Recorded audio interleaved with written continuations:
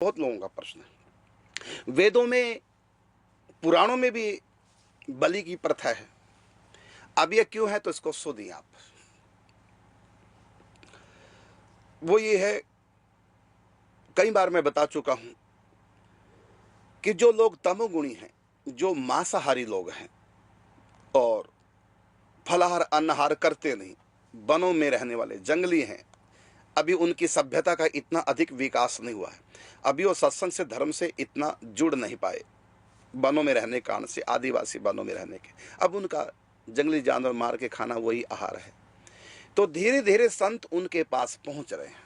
यदि संत पहले दिन ही कह दें कि मांस खाना पाप है, तो संतों की बात, अगली बात सुनेंगे नहीं, कभी जीवन में सुधर नहीं पाएंगे। तो फिर संत उनको कैसे लाएं सनातन धर्म में? तो संत कहते हैं कि जो तुम खा रहे हो तो खाओ, लेकिन उसका विधान है, उस विधान से खाओ मांस। क्या विधान है? 9 दिन का अनुष्ठान करो, उसमें बलि दो, फिर खा लिया करो। अब ये क्यों कहा? इसलिए कहा ये डेली खाने वाले कम से कम 8 दिन नहीं खाएंगे, 9वें दिन खाएंगे, हवन करके बलि देकर खाएंगे।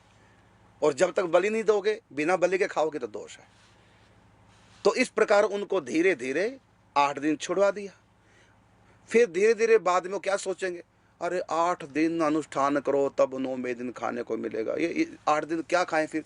तो संत कहते 8 दिन फलाहार कर लो, देखो जंगल कंद मूल फल ये खा लो 8 दिन तक। तो धीरे धीरे उनको उनका आहार सुधारना है, तो उनको हैबिचुअल बनाना है कि अन्न खाएं और फल फ्रूट कंद मूल खाएं। तो 8 दिन के बाद 9वें दिन उनको मांस खाने को मिलेगा बलि दे करके। तो इस ढंग से उनको धीरे धीरे छुड़ाना है।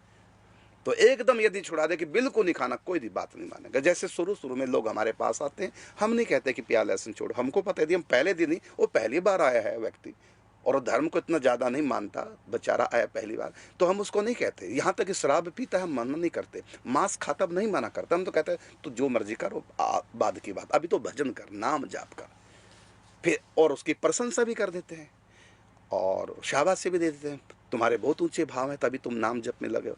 तो वो नाम जप करने लग जाता। फिर धीरे धीरे हमको सुनता रहता, फिर धीरे धीरे धीरे उसका मांस भी छुड़ा देते हैं, शराब भी छुड़ा देते हैं, और बाद में तो उसका पानी भी छुड़ा देते हैं कि बिना भोग लगाए पानी भी नहीं पीना भोग लगा के। लेकिन धीरे धीरे रे मना धीरे सब कुछ है। यदि हम पहले दिन ही सारे नियम बता देंगे, वो अगले दिन आएंगे नहीं। तो इसी प्रकार उन जंगली लोगों को किस प्रकार से मुख्य धारा से जोड़े सनातन धर्म से, तो एकदम तो ये प्यास। अब एक कथा और भी आती है, महाप्रभु जी जब वर्मा गए, ऐसा सुना हमने कि वहां सब समुद्र किनारे लोग मछली खाते, तो महाप्रभु जी ने कहा कोई बात नहीं, नाम जाप करो।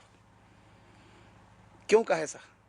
कि जिससे कि जप करेंगे संतों से संबंध जुड़ा रहेगा, फिर संत धीरे धीरे इनको बताएंगे, सिखाएंगे, फिर धीरे धीरे छूट जाएगी। यदि हम एकदम मना कर दे तो बात नहीं मान पाएंगे, सत्संग सुनने नहीं आ पाएंगे। इसी प्रकार वेदों में, हमारे पुराणों में, शास्त्रों में बलि प्रथा उनके लिए, हमारे आपके लिए नहीं है। हम तो खाते ही नहीं है, हमारे लिए, हम तो सुधर गए, हमारे लिए नहीं है। ये जो सुधरे नहीं, जो मांस ही जिनका मुख्य आहार है, उनके लिए ये सब की है।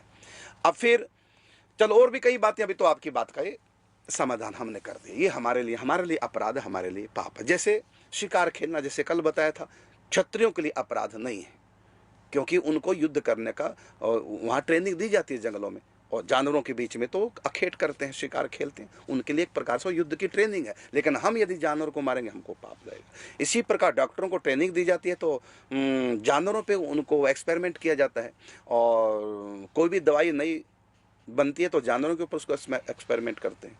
और इसी प्रकार से ऑपरेशन जब पहली बार सीखते हैं तो ऐसा बताते हैं कि चूहों के ऊपर ऑपरेशन करते हैं, मेंढकों को ऑपरेशन करते हो, मर जाते हैं, तो कोई दोष नहीं लगता, क्योंकि डॉक्टरी कर रहे हैं, उनको मनुष्य को बचाना सीखना है। लेकिन हम किसी जीव को मारेंगे, हमको दोष लगेगा, लेकिन डॉक्टरों को नहीं लगेगा। इसी प्रकार ये मांस खाना, बलि दे करके, ये जो जिनका भी विकास नहीं हुआ है धार्मिक दृष्टि से, ये उनके लिए, हमारे आपके लिए, वैष्णव के लिए नहीं है। ये आपके प्रश्न का उत्तर। बिल्कुल महाराज जी, इसी प्रकार आपने अनेक लोगों के मांस और शराब छुड़वाए हैं। हाँ। और एक का तो मतलब याद ही आ रहा है, उनकी शराब छुड़ाने के लिए आपने क्या खेल रचा था उनको आपने कहा था कि आप जब भी पियेंगे तो एक तो मैं, हमने पैसे दिए थे हाँ, हमने नहीं कहा कि तू छोड़ दे शराब, हमने उसको पैसे दे दिए कि जब भी तुम पियोगे इन पैसे से पियोगे, लो पैसे ले जाओ, और जब समाप्त खत्म हो जाएंगे दोबारा लेने आ जाना। हमने उसको पैसे दे पियो। आपने कहा लेकिन शर्त है, बस पीनी है तो मेरे पैसों से हाँ, पीनी बस है। यह कि शर्त भी यही है कि जब भी पियोगे मेरे पैसे से पियोगे। तो मैंने उनको पैसे दे दिए। अगले दिन वो अपने परिवार के साथ आए, पैसे लौटा गए और शराब पीना छोड़ दिया। एक तरीके हैं। अब जैसे कोई 2 बार शराब पीता, सुबह पीता शाम भी पीता, हमको पता कि ये हैबिचुअल हो चुका है, ये छोड़ नहीं पाएगा, तो हम क्या कहेंगे, बेटा सुबह के समय नहीं पीनी, रात को पी लिया कर। अब हम उसको रात को पीने के लिए कह रहे हैं। अब हमारी बात मान के वो रात को पी लेगा और सुबह के समय छोड़ दी, तो उसको रात को पीने से पाप नहीं लगेगा। कारण क्या? क्योंकि हमने कहा, गुरु ने कह दिया। फिर जब गुरु फिर बाद में धीरे धीरे भी कहेगा, बेटा तुम जो एक वो पीते हो, क्या बोलते हैं उसको, एक पैग पीते हो, अब बेटा अब आधा कर दो। अब वो आधा पिएगा, उसको सचमुच में पाप नहीं लगेगा, क्योंकि गुरु आज्ञा से आधा पी रहा है, अपनी मर्जी से पिएगा पाप लगेगा। तो हम उसको प्रेरित नहीं करें कि शराब पियो, दरअसल हम एक युक्ति से उसको धीरे धीरे शराब छुड़ा रहे हैं। इसी प्रकार संतों ने युक्ति अपनाई है कि 8 दिन हवन करो, 9वें दिन उसमें मांस की आहुति देकर, बलि देकर फिर खा लो, कोई दोष नहीं। तो ये उनकी बात है, हमारे आपके लिए महापाप।